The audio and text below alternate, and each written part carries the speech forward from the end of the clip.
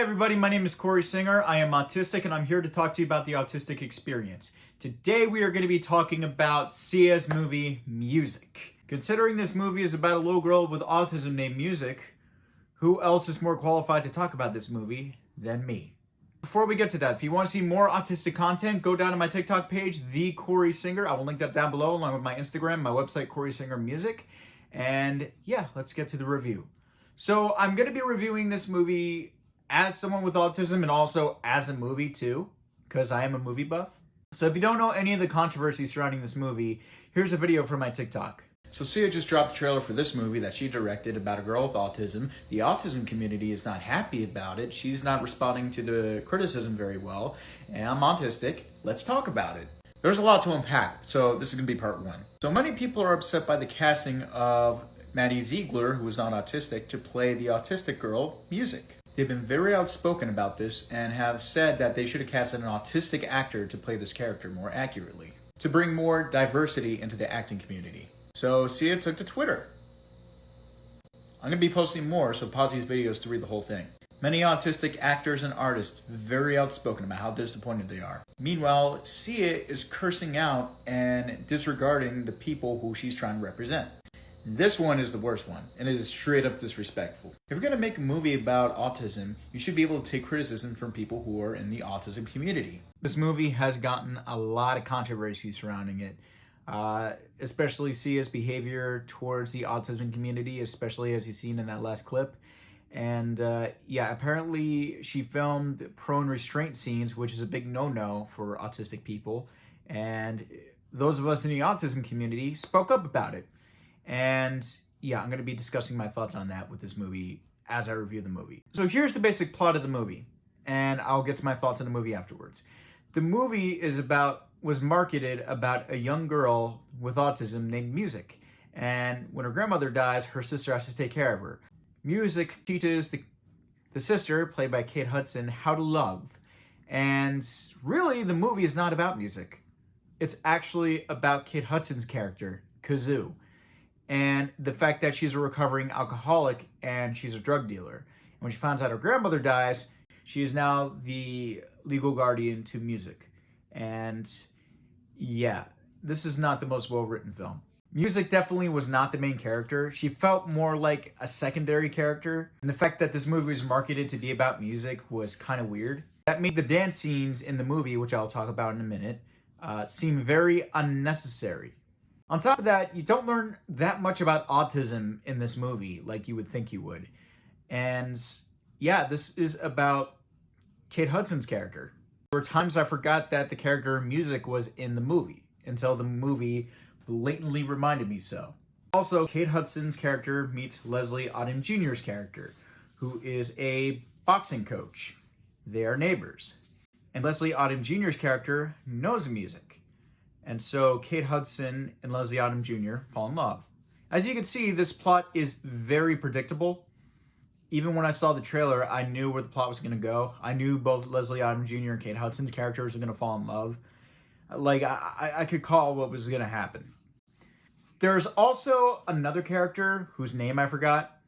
And he has his own subplot that adds nothing to the film. If you cut his character and his subplot out, it would not affect the movie in the least slightest. He felt very useless to the overall plot of the film. He knows Music, and Music knows him. He cares about Music. He has a bad home life. His father is verbally and physically abusive towards him and his mom. And that's it. Doesn't add anything to the plot. You could have taken him out. Would have saved us time in the movie. There were also some very random cameos in this movie by Juliette Lewis and Henry Rollins. You would think that Henry Rollins would be the most random cameo. But no, Sia makes a cameo in this movie as Sia herself, when she buys drugs from Kate Hudson's character to send to Haiti after an earthquake happened to help all the doctors. And then we never see her again. This was a very sappy movie. So, as a movie, it was meh. I thought it was going to be about Music, the girl with autism, but no, it was really about Kate Hudson's character and her growth. The Music character felt more like a ploy and a tool to help Kate Hudson's character grow instead of making music her own fleshed out character. And yeah, it felt like a wasted opportunity. And there's obviously a lot of controversy around Maddie Ziegler playing the character of music. And I feel bad for Maddie Ziegler because apparently she felt awkward doing this character. And I'm not going to give her any flack for playing the character, especially the way she did. I'm not going to bash Maddie Ziegler because she was 14 years old when this movie was filmed. Sia did say that she was working with an autistic actress, but she let her go. She said the actress couldn't handle the environment very well, but Sia said she did research. And if she did her research, she would know to accommodate the autistic actress. And then she said she wrote this movie for Maddie Ziegler. So there's just a lot of contradictory stuff in there. For the prone restraint scenes, Sia said that she was going to be taking them out of future pressings and leaving a warning ahead of the movie. I saw this movie on Amazon Prime. I rented it. And there was no warning in the front end. And the prone restraint scenes were in the movie. And they were hard to watch. I have spoken to a couple of my autistic friends who have been restrained that way. They have PTSD from it. That lets you know how bad it is. As someone who's autistic, it would be cool to see more autistic actors in movies acting. I mean, it's proven that it can happen. You got Anthony Hopkins, who's autistic. He's an Academy Award winner. His character, Hannibal Lecter, is ranked #1 in AFI's Top 100 Heroes and Villains of All Time. And he has been knighted for his acting. You got Dan Aykroyd, who's also autistic, one of the greatest comedic actors and writers of all time. Daryl Hannah, who's an amazing actress. So it's proven we can act. I know quite a few dancers who are autistic who could have done this film. And so it felt like a wasted opportunity. But Maddie Ziegler is a really good dancer. In the dance scenes that I was able to watch, I could tell she owned those scenes. And she did an amazing job, as she usually does as a dancer. She's a pro. Leslie Odom Jr. and Kate Hudson both give really good performances in this movie, so I'm not going to knock them for doing it. They're all actors. They're all doing what they said they're going to do. This is all Sia's creation, so yeah. The dance scenes in the movie are supposed to represent how music sees the world. Because she's autistic, she sees the world differently. First of all, the dance scenes were actually kind of hard for me to watch. Because I'm autistic, I have sensory issues, and the very first dance number has a strobe light effect in it that was not easy on me. I had to look away a couple times. Also, a lot of the dance scenes have super bright colors, and it was distracting, and the camera moved with the dancers so much that it almost got disorientating. But that's not to say there weren't some dance scenes I was able to watch. Actually, the best dance scene, in my opinion, was 1+1. I thought that was a really well done number. And the choreography was great. And I'm not taking anything away from the dancers and the choreography and Sia as a songwriter. But since this movie is not really about the music character, and it's more about Kate Hudson's character, the dance scenes really seemed unnecessary to the plot overall. And I thought because this movie was going to be about an autistic girl, and you would think it was going to be about the main character, it doesn't really teach you that much about autism. There's a brief scene where Leslie Odom Jr. teaches Kate Hudson about music, the character, but that's it.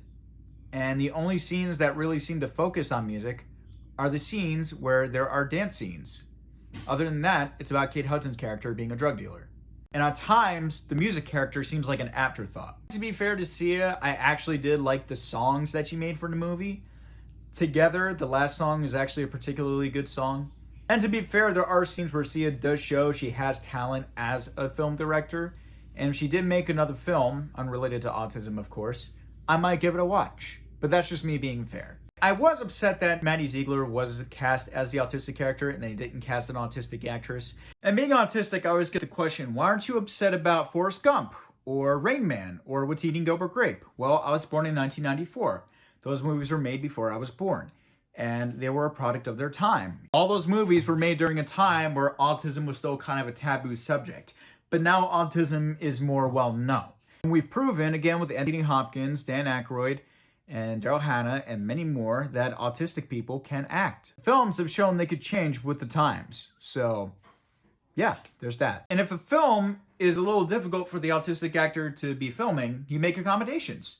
It's that simple. I was more mad about the fact that Sia didn't have any autistic consultant in the film, no one in the writing room, no real autistic person to help in the making of the film. Her consultant was Autism Speaks.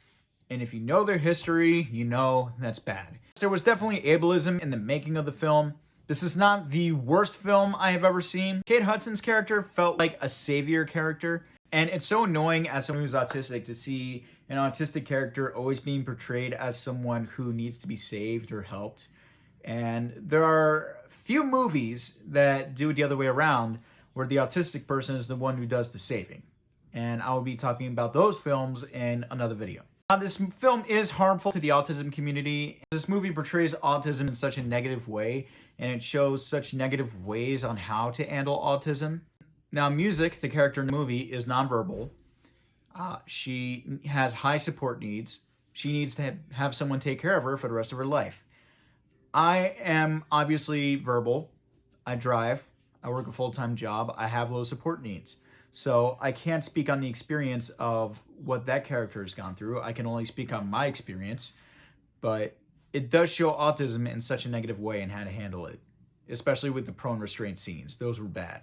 Well, that's my review for the film. I hope you enjoyed it. Go to my website, CoreySinger.com. I am releasing a single on March 12th called Someone, about my struggles with autism.